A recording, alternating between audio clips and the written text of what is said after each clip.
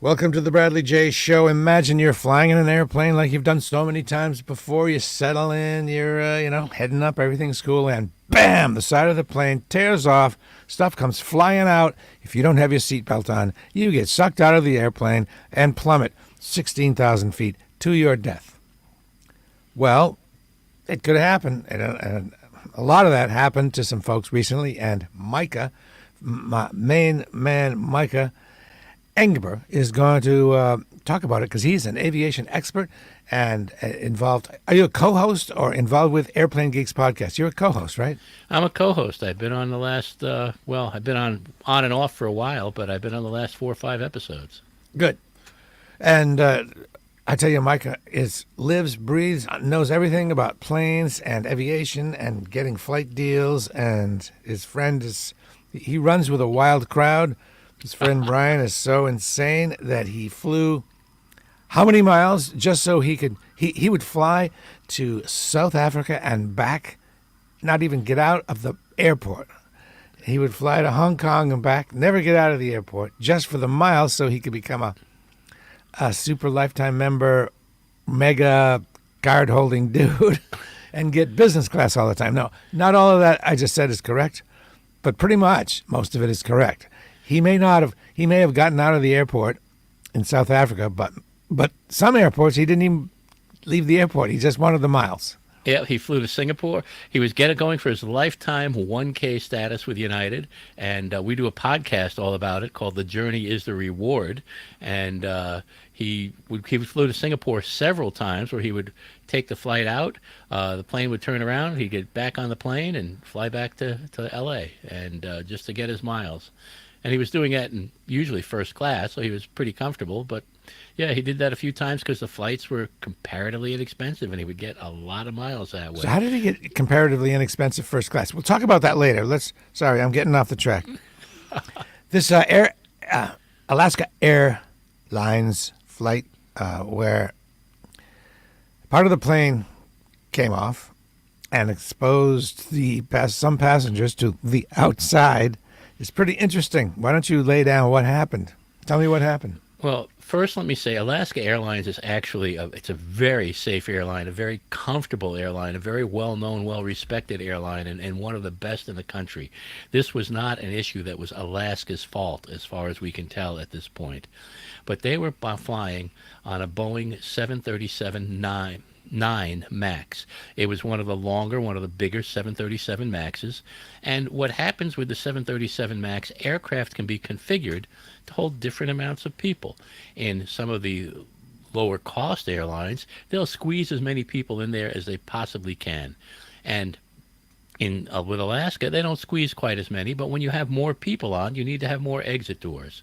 So the fuselage, that's the long tube that everybody sits in, of the 737 9 is designed so that if it has a high number of people inside, they put in extra doors on hinges and everything. But those doors are expensive.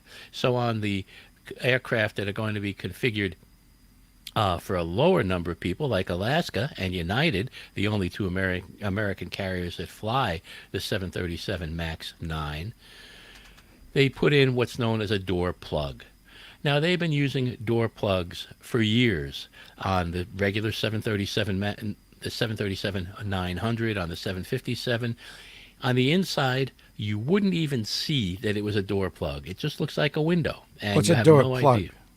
Instead of putting in a door, they put in this plug that is bolted into the fuselage, and because they're making the fuselage with all the openings, rather than putting in the whole door with the hinge, they put in what's known as a door plug that just looks like a side of the fuselage from the inside. On the outside, you can sort of see it because there's a slight gap between the windows, and it's just behind the wing.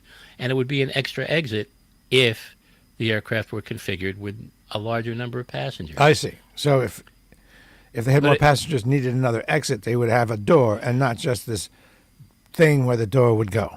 Right, exactly. So Alaska, didn't buy any aircraft with regular doors. They don't need them, and it's certainly much less expensive to put in the plug, and it's a standard item that's used. But it looks like one of two things happened. There was either a quality control issue through Boeing and Spirit Aerosystems, the subcontractor that makes the fuselages for Boeing, or the bolts failed. There was a metallurgical problem that made the bolts fail. It's looking more and more like there was a quality control issue, probably at Spirit Aerosystems, the company that makes the fuselages for Boeing. All the 737-9 MAXs have been grounded by the FAA until they are thoroughly inspected and they can figure out what determined the problem. So do you think they already tested the bolts and found them to be metallurgically sound? I'm guessing, and I'm only guessing at this point, that yes, they probably were perfectly fine, that they just weren't installed correctly. Boeing, in 1997, I believe, McDonnell Douglas and Boeing merged. And in that merger, what happened was McDonnell Douglas bought Boeing, but rather than keeping the name McDonnell Douglas, they changed the name or maintained the name Boeing. McDonnell Douglas was always known to be a accounting firm. It was always bottom line dollars. And Boeing was always an engineering firm, meaning making the top line best aircraft you can. And since McDonnell Douglas took over Boeing, Boeing has become, it's really a McDonnell Douglas by another name. So you're saying they, in your opinion, now focus more on the McDonnell Douglas bottom line than the Boeing excellence? Yes. What people are, the way it's described is that McDonnell Douglas was run by accountants and Boeing was run by engineers. And I see. Boeing is now run by the McDonnell Douglas accountants. Oh no. So should we be worried about Boeing in general? Safety? I don't think so. I think that this will, just like other issues have been resolved, this will be resolved. The FAA has determined they're going to be doing closer inspections with Boeing. They're not going to give Boeing as much autonomy as they once had, and they will figure out what caused this. And again, the 737-900, not the MAX 9, the 900, has these exact same plugs. There's been no issues with them. Mm-hmm. There's also been no issues in any other aircraft, any other 737-9 MAX aircraft. So I think that this was a one-off thing. I think they're going to be able to find out exactly where the fuselage was made, who put in that door, and what happened. And they're inspecting all those aircraft to see. Isn't it bad for the brand? Like if you're it certainly is. If you're a country or an airline deciding what to buy, doesn't this make you send you in the direction of Airbus just a little bit? Well, yes, it does. But then there's another thing that people aren't necessarily aware of. If I were to order an aircraft today from Boeing or Airbus, I'm not going to be able to get it delivered for 3 to 5 years. So a lot of times an airline needs the aircraft. You need to buy the aircraft, and you can't really make that decision based on which part of your decision is going to be based on when you can take delivery of it. So there are only two, and this is really kind of frightening in this day and age, only really two large commercial aircraft manufacturers in the world. There's Airbus and there's Boeing. So there's not a lot of choice. There are some smaller commercial aircraft manufacturers, Comac in China, Embraer in Brazil, and they make some fine quality products. But for the larger aircraft, there's not a lot of choices. So it does say some things about Boeing. Boeing is, well, currently there's a lawsuit going on against Alaska, but Alaska Airlines is as much of a victim of this as are the passengers. This will end up being passed on to Boeing, and they'll probably be paying for it. We're speaking with Micah Engber of Airplane Geeks podcast, and let's spend a little time talking about what it must have been like in the plane. It's tough to know how much danger the passengers were in. It's tough to know what it was like for them mentally. It's tough for me to know. We all wonder, how would I react? Now, I know you will say, oh, if it were me, I would know right away that if I hadn't been sucked out immediately, that I would be fine, which is true, because the aircraft is structurally fine. I guess you wouldn't, if you're a passenger, you wouldn't feel that way. But, the outside is whipping by you at probably, at that height, 350 miles an hour, something like that. And you're wondering, whoa, what's going on? What was it like in there for them? The passengers toward the front of the plane probably didn't even know what was happening in the back. They may have heard some noise, and the oxygen masks would have dropped, but they wouldn't have necessarily known what was going on. It would have Aren't you been going to loud feel a for them. tremendous difference in A, temperature, and B, pressure? You're going to Not go, in- whoa, your ears would, pop like Yeah, crazy. not so much in the front. Your ears are going to pop, but there's good news. They were at 16,000 feet. That's relatively low. If they had been at regular cruising altitude, more around 30,000 feet, it would have been much, much worse, and more people would have probably been injured, and more things would have been flying through the cabin. But this was absolutely frightening. There's no doubt that people were terrified of what was going on, because most people don't know anything about aviation and what's happening. But being at 16,000 feet, while yes, the oxygen masks dropped, you were probably going to be okay. Think about it. Pikes Peak is at 14,000 feet. Yeah. People go up to the top there and visit it all the time. You don't need oxygen, although when I was up there, I felt a little dizzy at times, but it's fine. And I've listened to the ATC transcripts. I've listened to them. I heard the pilot talking to ATC. She was in control the whole time. She didn't know why she had a depressurization, but she knew exactly what to do, brought the plane down right away, and then the flight attendants also did a great job of making sure the passengers were doing exactly what they needed to do once everything finally settled down. But everything was being pulled out of the airplane. There's a great pressure difference between ground level and 16,000 feet. So there was somebody sitting in the row ahead of where the door blew out, the door plug blew out, and his shirt got sucked off him, and I think some shoes went out. There were some iPhones that got sucked out and landed on the ground, and they found them, and they were still working. They must have landed in some mud, is my guess, and had a soft landing at 16,000 feet. But as long as you were wearing your seatbelt, there was no danger of you actually being sucked out. And it's a good reason why, if you're in your seat, always wear the seatbelt. Also very lucky that no passengers were standing and walking up and down to the bathroom right in front of where that door plug blew out. But it would have been very loud, it would have gotten cold, and it would have been very frightening as everything was being pulled out that door until the pressure equalized and the pilot brought the plane down to a safer level. Yeah.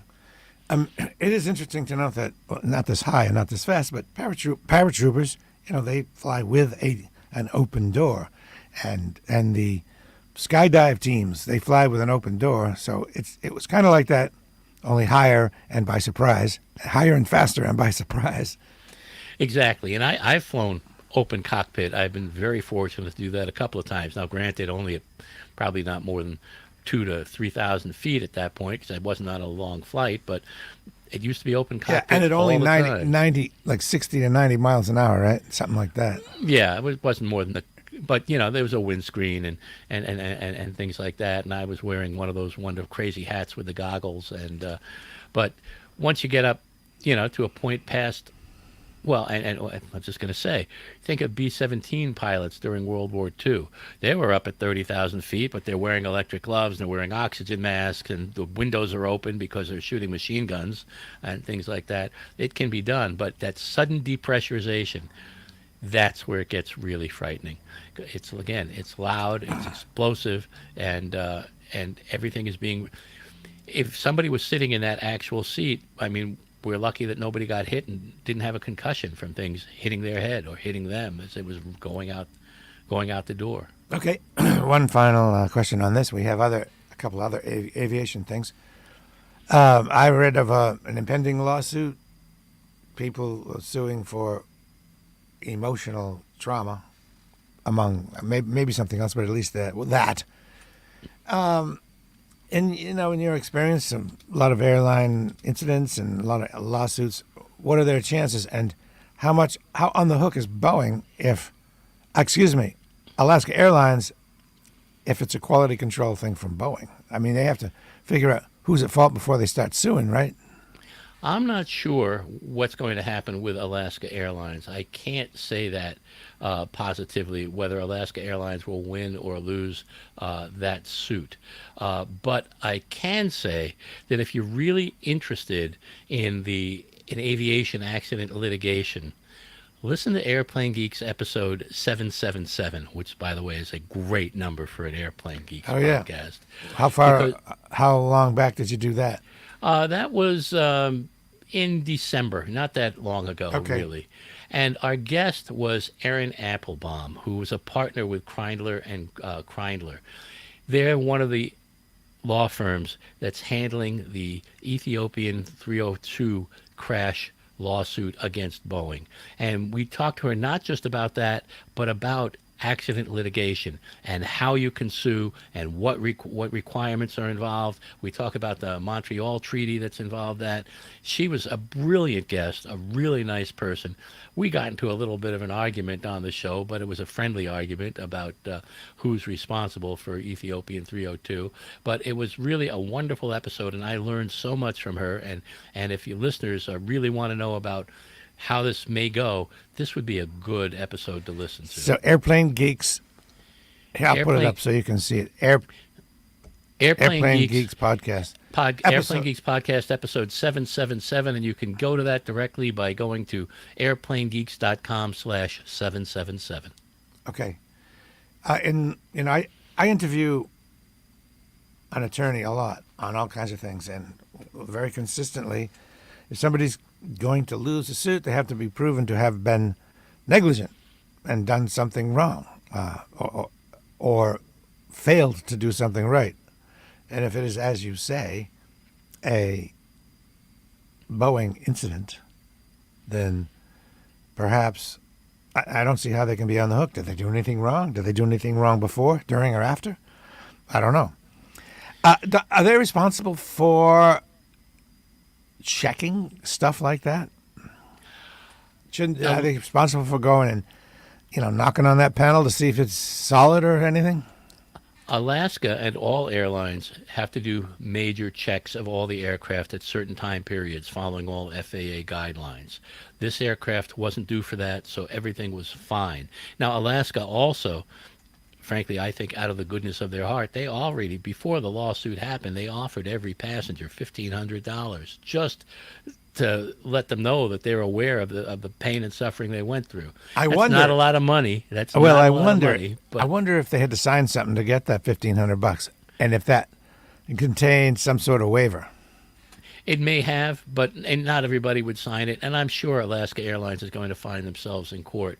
But one of the things we speak about is the Montreal Convention when we talk with Aaron Applebaum, and that decides really who is at fault, why, and how. And I really highly recommend that your viewers and listeners listen to that podcast if they want to have some specific information. I mean, your guest on law, I've listened to him many times. He's Michael brilliant. Croy. Yeah, absolutely great. But Aaron's expertise is specifically with aviation litigation, and it was really very handy. All right, let's turn our attention to a fire. Yes, this was pretty frightening. It took place, I'm trying to remember the date. It Not was long ago. January 3rd. A JAL A350 aircraft, one of the newest aircraft in their fleet, and a beautiful Airbus to fly, was landing at Haneda Airport. And as it was landing, there was also a Japanese Coast Guard Dash 8 that's similar to the Q400. It's a Bombardier twin-engine turboprop.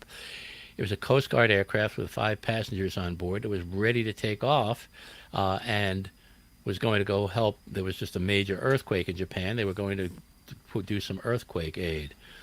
Well, the Japan Coast Guard aircraft was told to hold short of the runway and didn't hold short, and they were on the runway, and it was at night, and the JAL aircraft didn't see them, and they collided upon landing. The JAL aircraft, the Alaska Coast Guard aircraft, the 5 people on board, 4 of them were killed instantly. The pilot suffered serious injuries and went into intensive care. I don't know what happened to him. The Alaska Airlines aircraft had 379 passengers on board. It burst into flames. They could only use 4 of the 8 or 10 doors to evacuate only on one side of the aircraft. Everybody got off safely. And I'm talking about total flames. That aircraft, you can look at find pictures of it, is destroyed. It took them longer than usual to get out because they didn't have all the doors available. And the electrical system was gone. It was dark. They didn't have the PA system. The flight attendants were using megaphones, but every passenger got out safely. None of them grabbed their carry-on luggage, which is probably why this happened. And all 379 passengers and the entire crew evacuated from that aircraft safely. Wow. Just amazing. And Why frankly, why were the doors on only one side available? the other side was on fire. Okay. And this is one of the reasons why, upon takeoff and landing, many airlines will ask passengers to make sure their window shades are up so that in case there's an emergency, the flight attendants can look out and see which side they're going to evacuate from, which doors are going to be open, which slides are going to be deployed. And again, I don't know if this had happened in the U.S. and if it was a U.S. carrier, if everybody would have gotten out safely, because culturally in Japan, oftentimes people will follow the orders of a flight attendant and follow directions. It's just part of the cultural situation over there. In the U.S., people grab carry-ons. You see it all the time.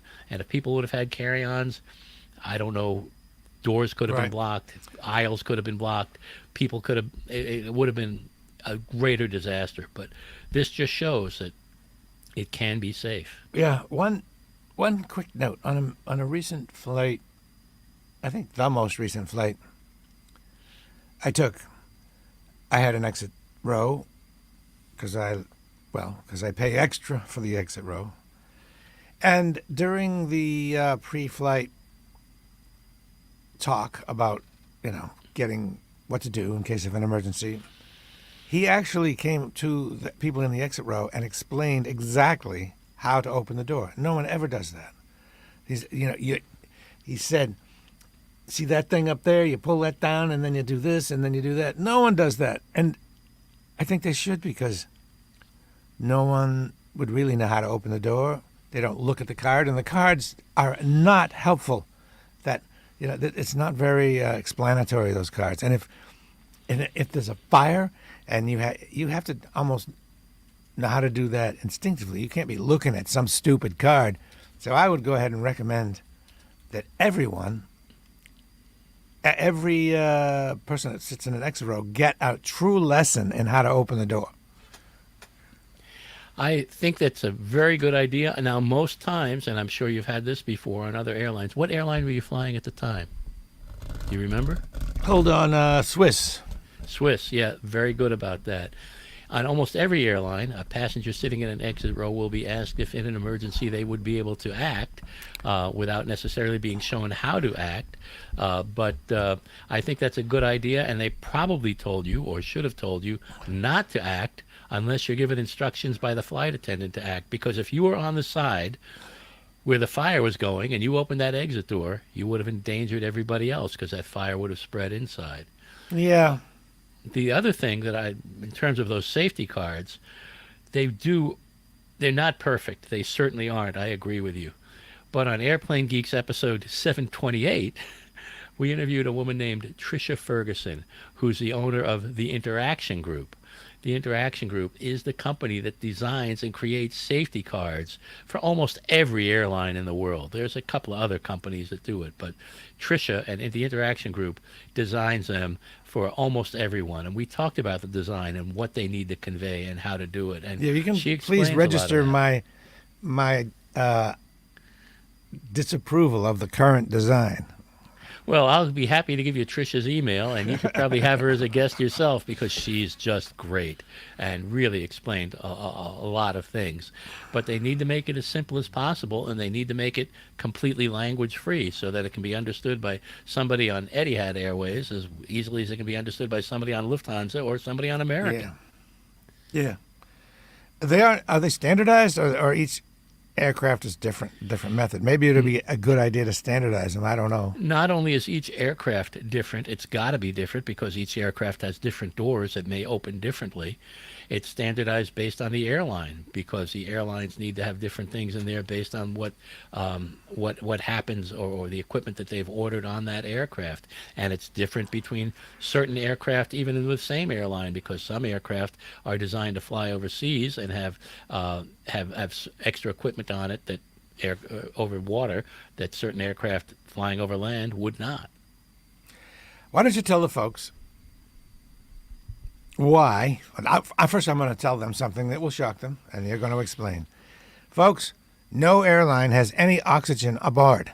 If you feel like there is oxygen, you may be dismayed to hear that. None. Correct. There may be one bottle somewhere, but probably not. But if you think those masks are attached to oxygen bottles, that's not true. Tell them why, Micah. Well, that is true. Now, first, the flight attendants have moving oxygen and oxygen bottles that they can move with, and there's oxygen for the pilots because they're not necessarily on the system. They may need to be on oxygen longer than what passengers will need. But oxygen is heavy. Oxygen tanks are heavy. So what's in the aircraft are oxygen generators. It's a chemical oxygen generator, and when they tell you to take your mask and pull it down and straighten the tube, but actually what you're doing is you're pulling a pin from that starts the oxygen generator so that you'll be delivered oxygen through your mask. You're not going to hear it flow. It's not really under pressure. You're not going to feel it flow either. You're not going to feel any breeze. Flow. No. And it's important, and you've probably seen this in videos taken on TikTok here and there, people putting a mask just over their mouth. And that's not what you want to do. It needs to be over your nose and mouth. They're small and it's tight, but over your nose and mouth so that you're getting the full amount of oxygen. Yeah, and I heard that some folks said, this is me hearing some folks say, or this is me hearing one person say, that people complained that not all the oxygen masks worked on the Alaska Airlines incident. And I think that, for one thing, in some cases, they probably were working. The people just didn't feel a breeze and didn't think they were working. But maybe they didn't yank on the thing hard enough. You got to pull on it or to activate the chemical reaction. Exactly. You got to pull it, straighten it out, and pretty make sure hard. You got to pull it pretty hard, right? You definitely got to give it a good yank for sure. See, people don't know that. This is stuff that you ought to teach this stuff in grade school. Well, they do say it in the pre-flight. I've always heard them say that, but how many people listen to the pre-flight? I know, but no one listens to that. It should be that's taught true. as a kid. What a good lesson. Today we're going to learn about oxygen masks. Something might happen. These masks might come down. You have to do this because of this, and then that kid would remember that forever. Yeah. And how many people read the safety card? It's also in there, too. I do. I completely read it and think to myself, well, this is not very descriptive. I'm not, I think this sucks. I try to get it as best I can. We do have a comment.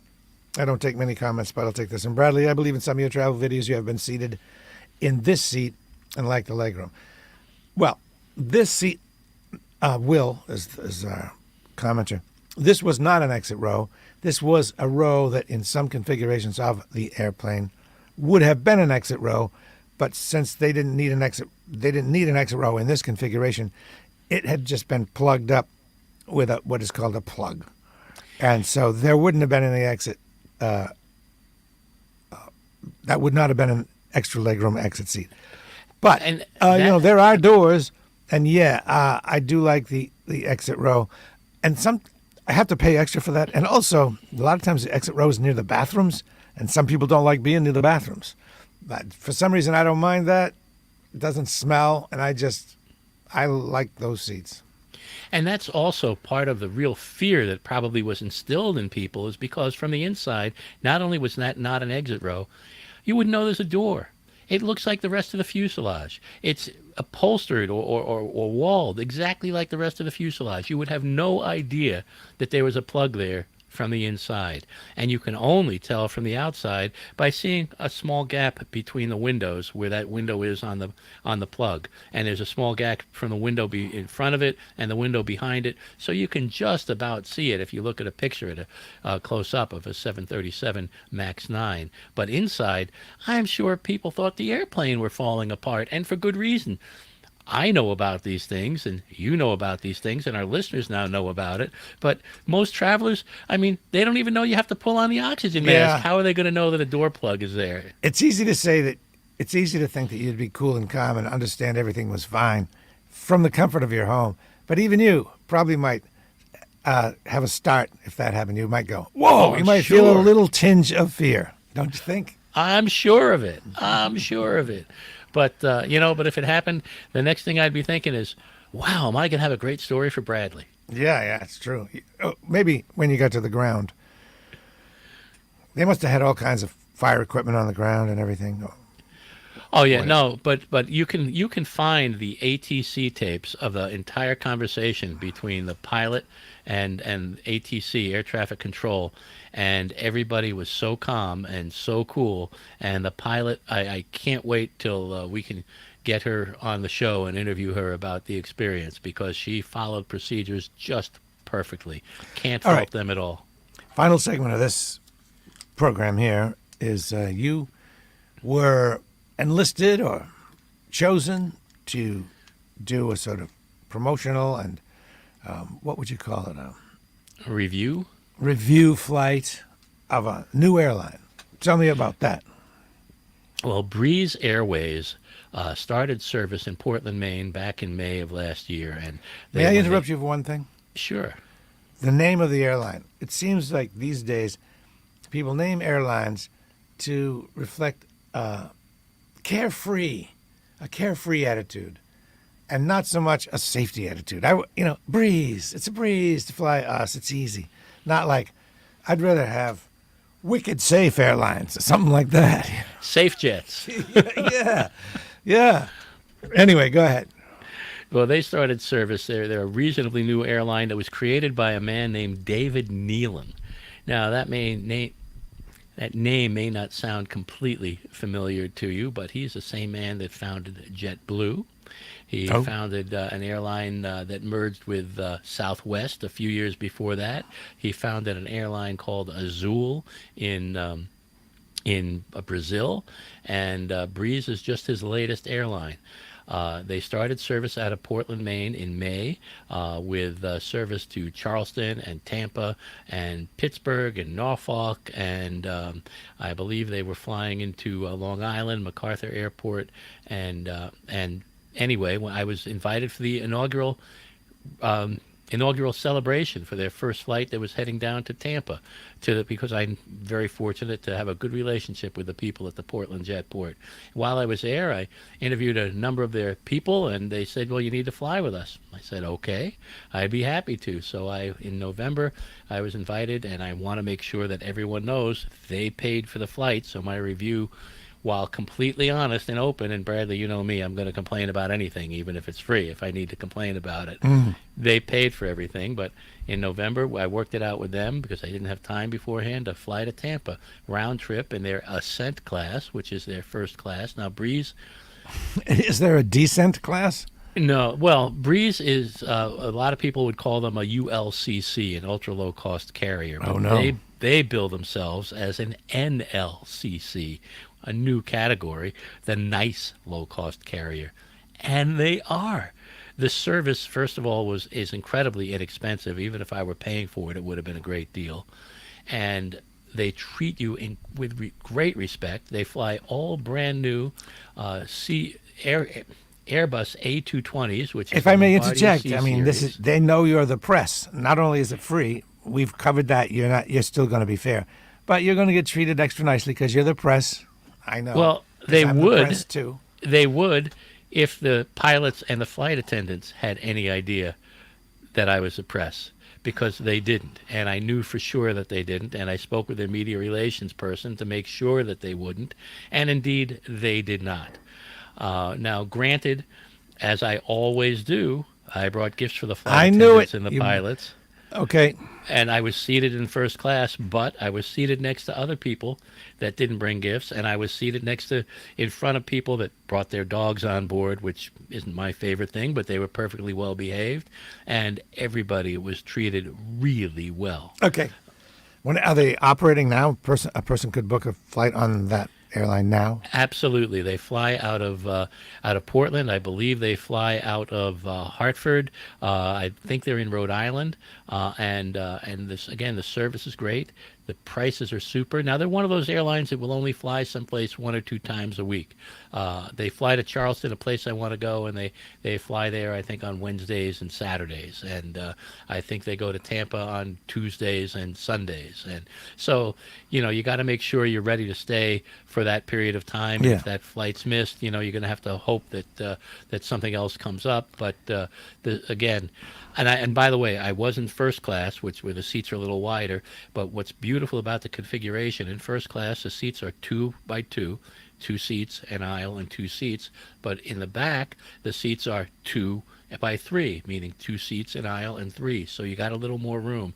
And I walked to the back. The plane wasn't completely full, and I sat in the regular economy seats. And yeah, it's definitely a little tighter, but So I could what sit is there the for seat 2 or pitch? 3 What is the hours. leg room in the back? You must You know. know, I don't have that right in front of me, and I should have looked it up, and that's my You knew I mistake. would ask that because that's the only thing I care about. Yeah, but I think it's 31 inches, if I remember correctly. All right. So, yeah, it's tight, but it's no tighter than Southwest, and the service is equally good or better, and the planes are brand new and just very, very comfortable service. So what are the I can't planes? say enough about it. They are Airbus A220s. It's a new aircraft. It was created by Bombardier, known as a C Series, but then Boeing sued Bombardier, saying that they were funded by Canada and they shouldn't be able to sell the planes in the USA. So Airbus said, all right, and they bought that aircraft from Bombardier. They assembled them in, I can't remember whether it's Alabama or North Carolina, but they're made in the USA now, and they're now known as the Airbus A220. So, isn't it kind of rare to have Airbuses flying domestically back and forth from U.S. cities, or is that not Oh, so no. rare? They fly the Airbus A320 is one of the most popular aircraft in the world as a single aisle aircraft, and they fly it all over. And the Airbus A319, a slightly smaller version of that, is flown all over, as is the Airbus A321, which is a slightly bigger version. And in fact, the A321 ERs are now flying a single aisle from Boston to Amsterdam and to Munich, I believe, and JetBlue flies them there, and they're a great aircraft. Cool. It must be difficult for a new airline to work their way into the system because there's a lot of things that folks don't think about. Like you have to have room at the gates at the airport. You have to pay, and I'm sure there's a line. I mean, there's not a lot of extra gates hanging around for you to use. You have to either have some pull or wait your turn to get involved at, say, Logan, right? Well, if you want to really know about that, I'm gonna give the Airplane Geeks another plug. That's all right. Airplane Geeks episode 752, when I talk about that inaugural day on May 17th, I interviewed Paul Bradbury, who is the Jetport director, the Portland International Jetport director, and that was one of the questions I asked him. How long did it take, and what do you have to do to get a new airline in here? And he really explained that very, very well. Okay. Anything else you'd like to add? Because I'm good. Breeze, I think- we love Breeze so far. Very lucky in Japan. Well, the people on the Japan airline were lucky. The people on the Coast Guard airplane not lucky. And if a door plug blows off and you have your seatbelt fastened and you're at 16,000 feet, you'd probably be okay. You may get hit in the head by something flying out the door, but other than that, you should be fine. Okay. Do you prefer an aisle seat or a window seat? On Breeze, I flew window, and I just loved it. I got to see New York City by night. I got to see the Chesapeake Bay Tunnel Bridge by night. I got to see the Norfolk Naval Shipyard by night. That's my entertainment. I love to be able to look out a window. And a related final question. During the day, when you're flying in the day, is, should the default position of the windows be up or down? There are people who want to look out the window. There are people who want to watch a movie. You can't do both. Which is the default? Here are the rules from my perspective. From your perspective. From my so perspective. Made up by you. No, this is basically what most aviation people will talk about, although there's no rules about it on the aircraft. But the person in the window seat has control of the window. The person in the middle seat gets both arms, and the person in the aisle seat is required to get up anytime some of the other people need to get up and go to the really? bathroom. So this is unwritten or written? It's an unwritten rule, but it's very well known, and that's typically how the flight attendants will enforce it. Interesting. So the person in the window seat controls the window. Right. The person in the middle should get both armrests as sort of compensation for being having that toilet of a seat in the middle. And the person in the aisle has to get up when other people have to use the bathroom, of course. Right. Yep. Interesting. Wow. Probably something that you never really think about, but no. There are. I think this should be also taught in school, because kids should know from an early age. You sit in the middle, you get both armrests. I did not know that. Whoa. Yeah.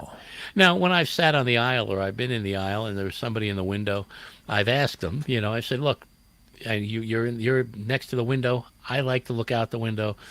I prefer to have it open.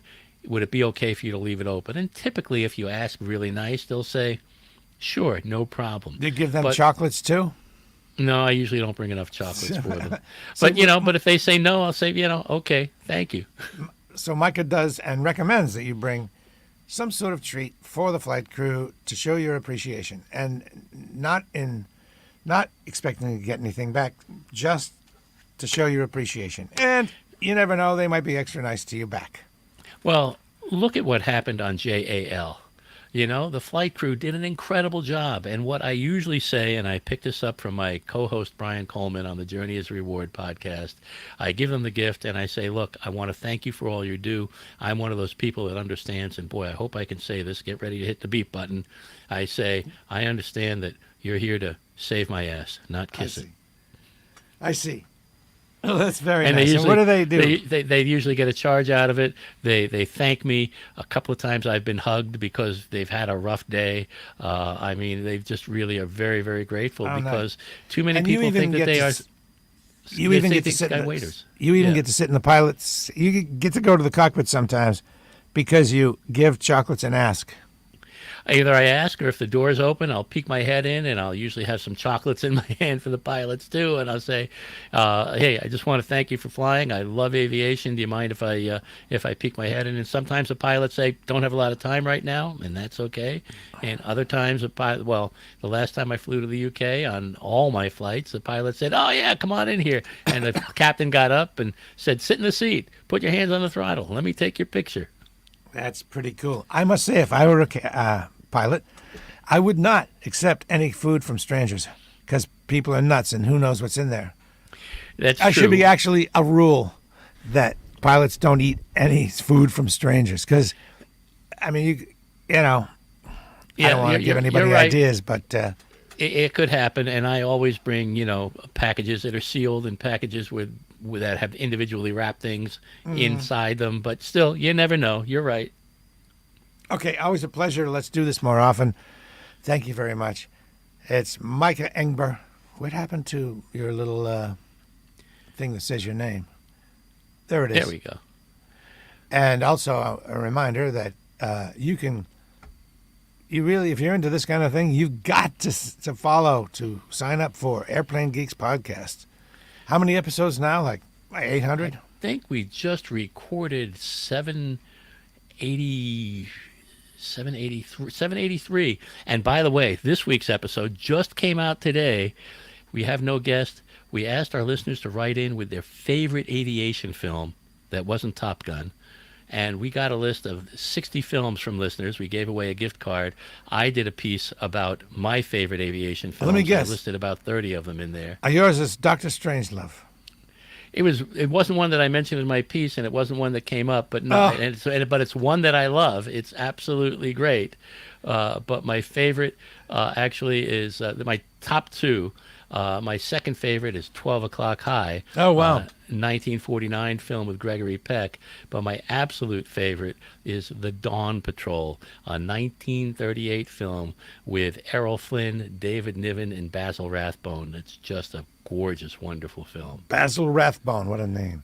Yeah, isn't that great? What's the temperature up there? Oh, In it's Maine. not so bad. You're in Maine, Portland area. I'm in Portland, Maine. It's about 22 degrees. Oh. I got the snow cleaned off the car early this morning, took it for a wash, and now the driveway's plowed. So we're in good shape. All right. Well, I'll talk to you soon, and thank you very much. Take care. Have a good one. All right. And folks, share this. I'm sure you know somebody that would be interested. Think who would like this, and if so, when you see it on the social media, share it. And don't forget about the Airplane Geeks podcast. Bye, Micah. Take care. We'll be